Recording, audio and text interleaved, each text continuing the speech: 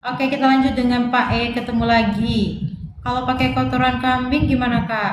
Nah, itu kan bahan organik ya. Kalau organik sih tidak ada masalah ya, Mas, sudah kalau pemberiannya ya. Ya, gini ya, memang sebenarnya kalau kita masalah pupuk kandang ini kan variatif ya kan, ada dari kotoran sapi, ada kotoran kambing, ada kotoran ayam, tapi yang biasa digunakan yang untuk pemupukan sih memang banyak sih, tapi intinya harus dikomposisi terlebih dahulu secara alami ya, atau secara fermentasi baru disaplikasikan. Ya tentu Bisa kadang memang direkomendasikan pupuk sawit pro kali Mas ya.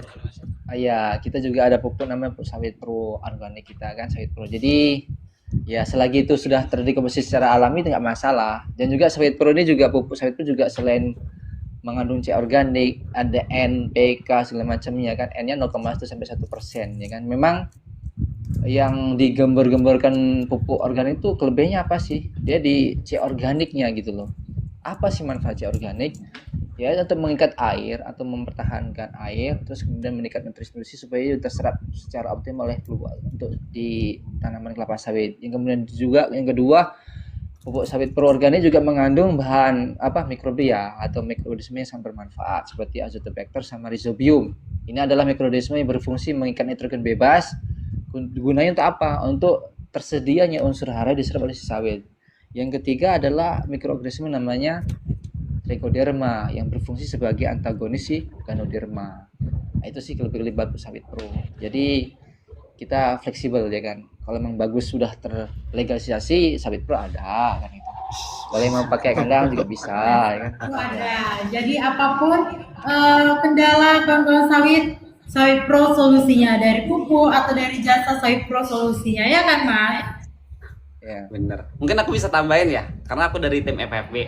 Jadi kawan-kawan sawit di sini pas yang pastinya punya yang ada kebun sawit, bukan hanya petani, tapi KUD, RAM, tengkulak, apapun itu yang bingung mau jual buahnya kemana. Nah, Sawit Pro itu punya pabrik rekanan. Nah, pabrik rekanan Sawit Pro itu kita ada 82, sekitar 82 pabrik yang udah bekerja sama-sama Sawit Pro. Jadi teman-teman sawit di sini nggak usah bingung kalau mau jual hasil buahnya kemana, silakan hubungin tim Sawit Pro, khususnya saya sendiri bisa di tim FFB. Nanti di setiap kota itu ada Jambi, Sumut, Pekanbaru, Bangka Belitung, Sumsel itu ada. Nah, jadi misalkan teman-teman sawit mau jual buahnya bingung mau kemana, ke pabrik rekanan Sawit Pro gitu. Oke, begitu kawan-kawan sawit. Dari Pak Randi Yok tadi nih, Mas. Maaf Bang, tapi praktik di lapangan sudah dicoba nggak Bang?